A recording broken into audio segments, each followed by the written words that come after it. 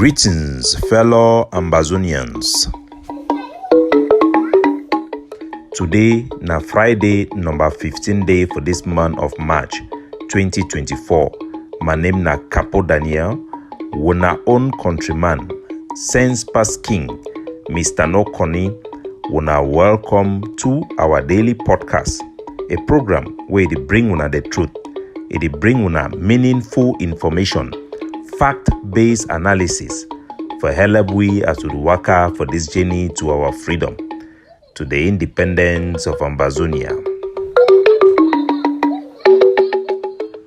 Our good people at home and abroad, our IDPs, refugees, and political prisoners, I bring una all revolutionary greetings. For today's titles for the podcast, na Know the Politics of War. Know the Politics of War. But we go start today with cry where they come for our people them for Bamenda market. Say after the market done born, the roadblock way the Ayabacho follow them force and ram block Batibo, it ruin Bamenda people their potential.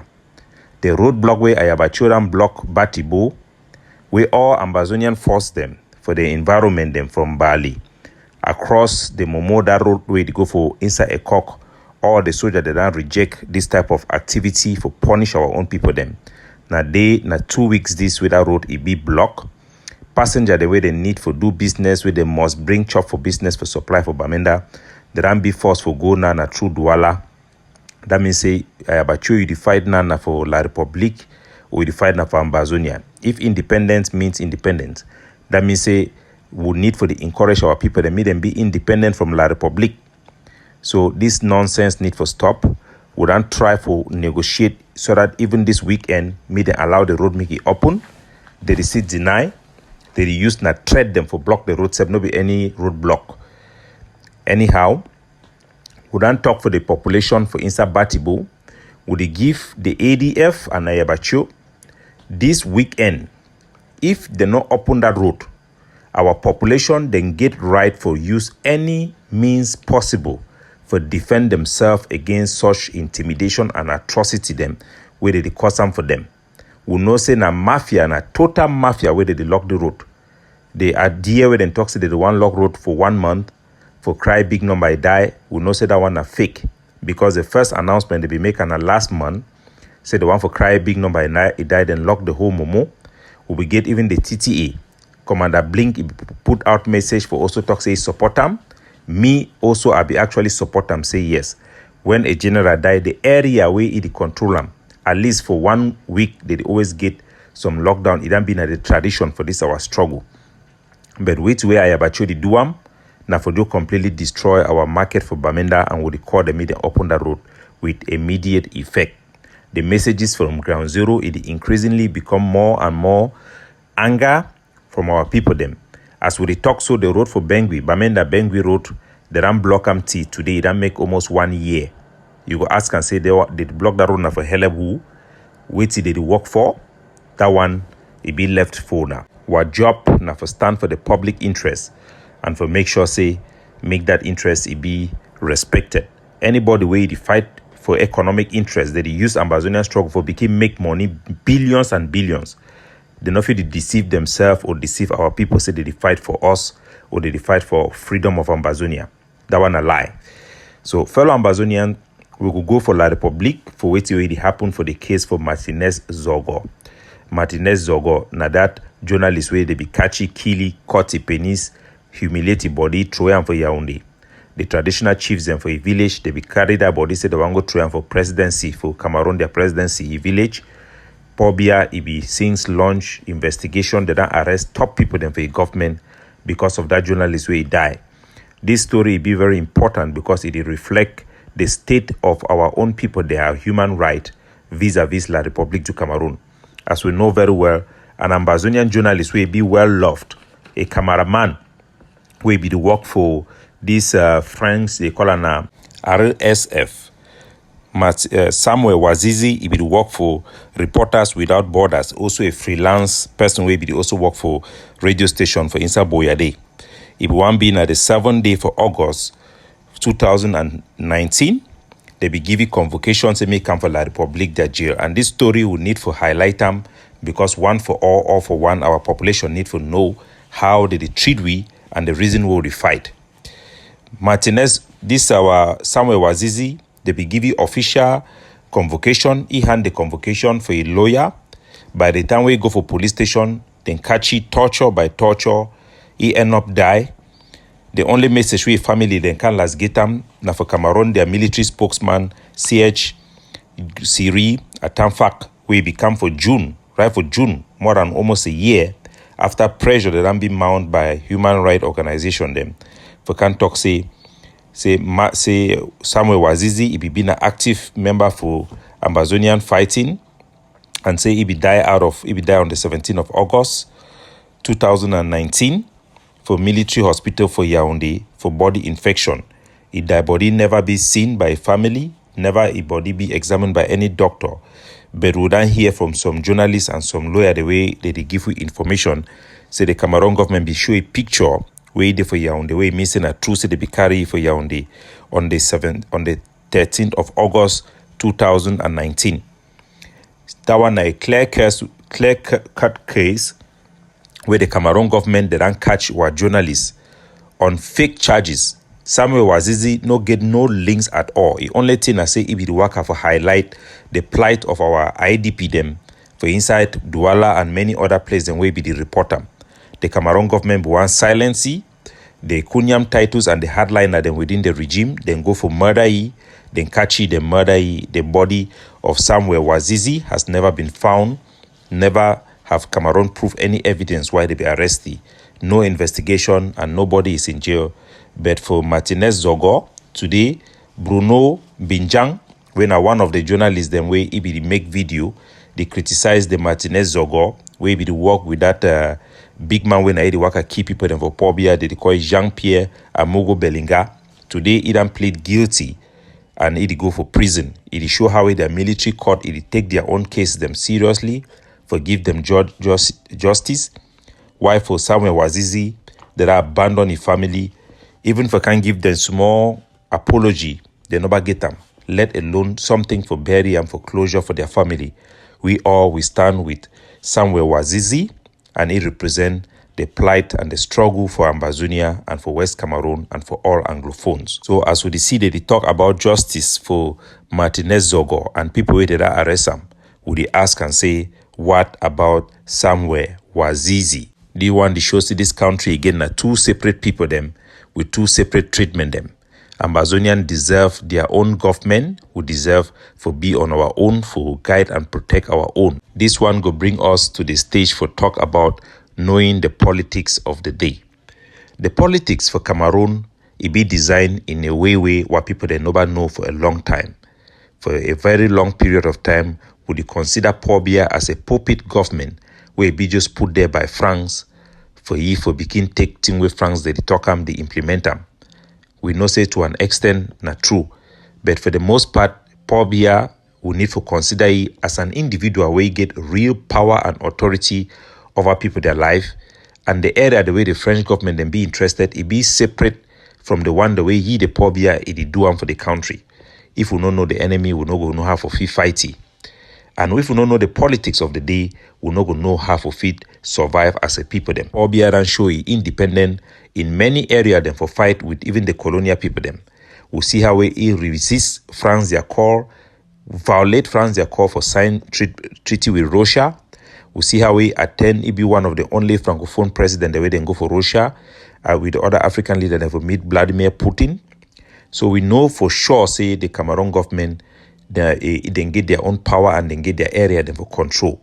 But the political system for Cameroon, our population need to be educated, for be not blindsided and for get a comprehensive knowledge so that they fit make decision on their own.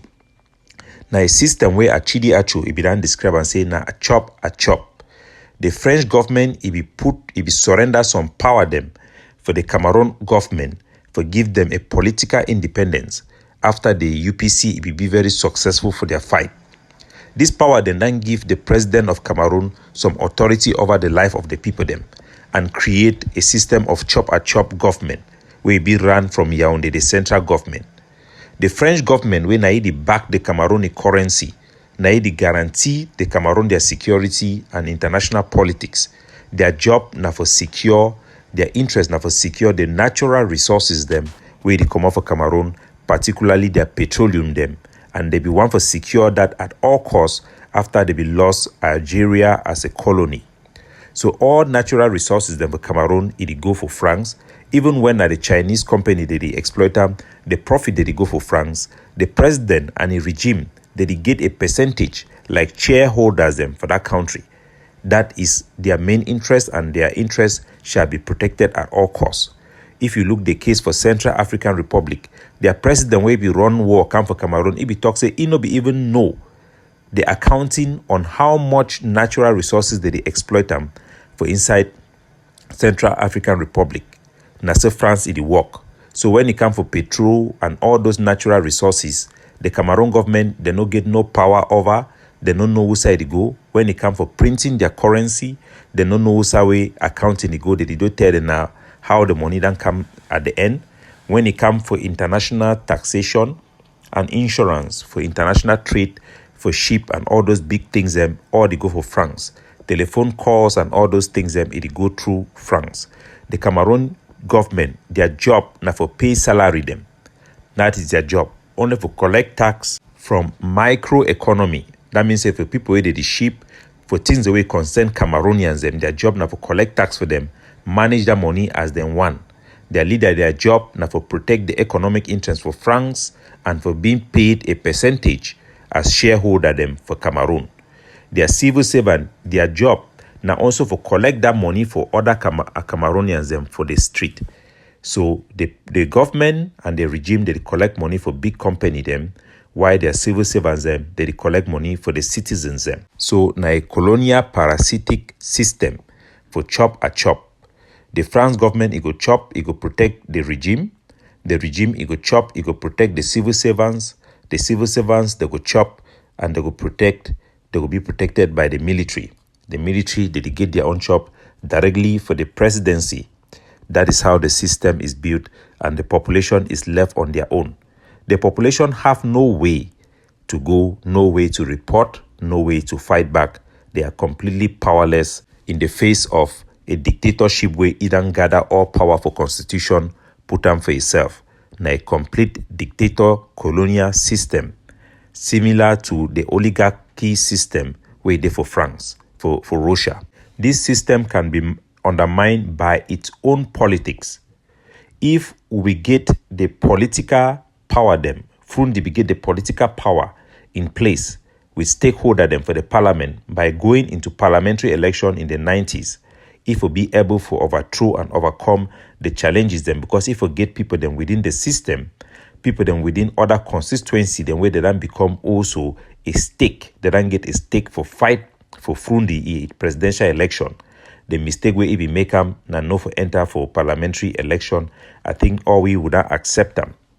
It also come down today for our own struggle for Ambazonia, the politics of the day. Was it good for us to have politicians within the system that continue to speak and fight for us within the system? The effect could have been different. Who knows? Hindsight is always easy to look back and draw conclusion. But in more than one ways, Seseko, in his wisdom, has refused us to politicize self-defense and was reluctant to endorse self-defense because of the importance of that factor of having people within the regime to speak up against the regime. It undermines the regime, it makes it weak and gives us advantage. Such political maneuvers are very complex to navigate and to explain. Nevertheless, in hindsight, it's always easy to judge. I had always stand up against political participation because our people in 1st of October 2018 made it clear that they want all parliamentarians to withdraw. All of them should withdraw, and we reject complete political participation in La Republique. That idea, which we supported, was usually influenced and based on Godi Dinka's presentation about John Frundi in the early 90s, where for Godi Dinka, His Excellency said that the United Nations told him that if all our parliamentarians were to withdraw, we are going to have independence. And that he sent documents to Frundi, and Frundi, after reading those documents, decided that he is going to throw away the documents, and because of that, Ambazonia is not free. So it is due to those statements that we demand political end of political participation. Today, I think that was a mistake. It could have been better for us to focus on delegitimizing the regime by refusing any election within our system and allowing the opposition to continue to function in the system the way it is. We reject them from having elections, but we don't refuse political participation that may undermine the regime. I remember when I was discussing with Kemende, Senator Kemende, who is a very intellectual person. This is one of those people that Ayabacho have killed. I was telling him this man was giving me very important intelligence from La République du Cameroon. We were having wonderful conversation. I will share some of his audios that he used to send to me. Kemende, Senator Kemende, he used to call me even before he goes to interviews in Cameroon. He was giving a lot of interviews, and he would ask me, what do you want us to say? These are the points we want to put out there. These things were very, very critical to undermine the regime and to make the people of Cameroon, both the Francophones, to know that there is a war going on. The role played by the political parties are very, very important. Somehow, Ayabacho and the radical wing of our struggle had led us to believe that we need to target the vast majority of the people that they targeted was the SDF.